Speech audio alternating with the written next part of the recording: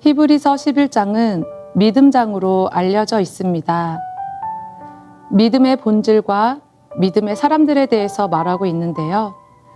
오늘은 노아의 믿음에 대해 살펴보면서 은혜를 나누고자 합니다.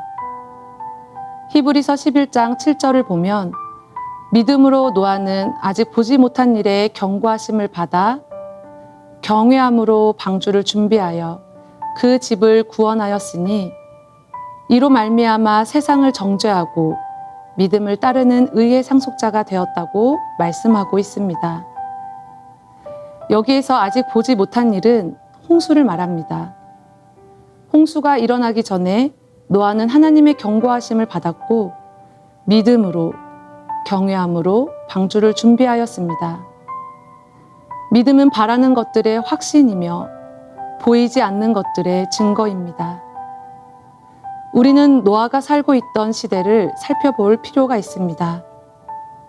누가복음 17장을 보면 노아가 방주에 들어가던 날까지 사람들이 먹고 마시고 장가들고 시집가더니 홍수가 나서 그들을 다 멸망시켰으며 라고 말하고 있습니다.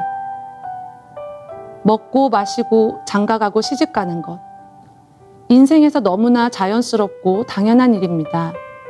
그런데 사람들의 일상이 왜 죄가 되었을까요?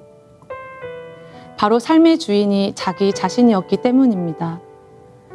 다시 말해 하나님이 계실 자리가 없었습니다.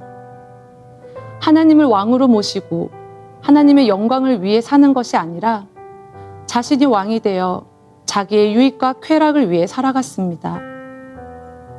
홍수로 세상이 멸망한다는 것은 당시로서 상상조차 할 수 없는 일이었습니다.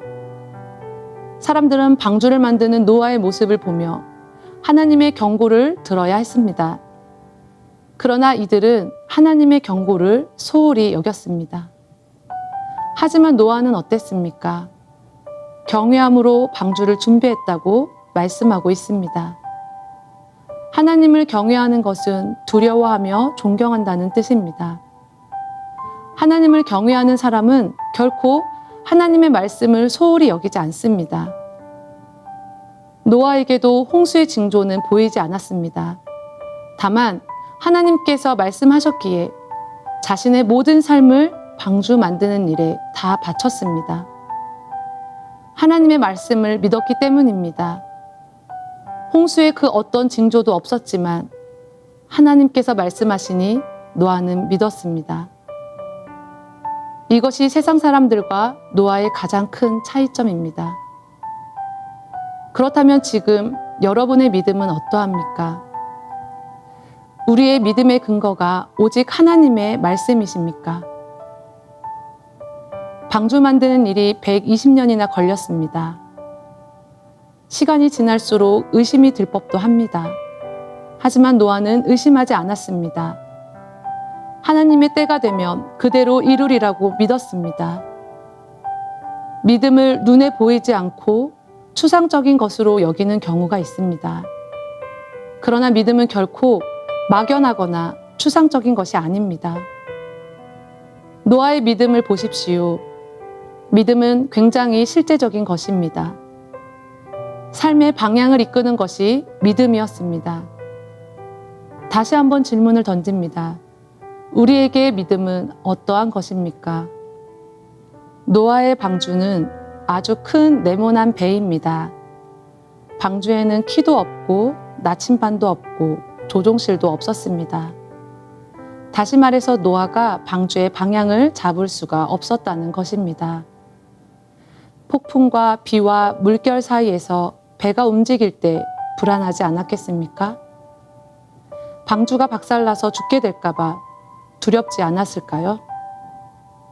한 치 앞을 내다볼 수 없는 인생 가운데 우리는 자꾸만 우리만의 방주를 만들려고 합니다. 더 이상 걱정하지 마시기 바랍니다. 더 이상 불안해하지 마시기 바랍니다. 홍수 속에서 가장 안전한 곳은 바로 방주였습니다. 그리고 노아는 가장 안전한 그곳에서 말씀에 순종하고 있습니다. 하나님께서 언제나 우리와 함께 하십니다. 하나님은 반드시 약속을 지키시는 분이십니다.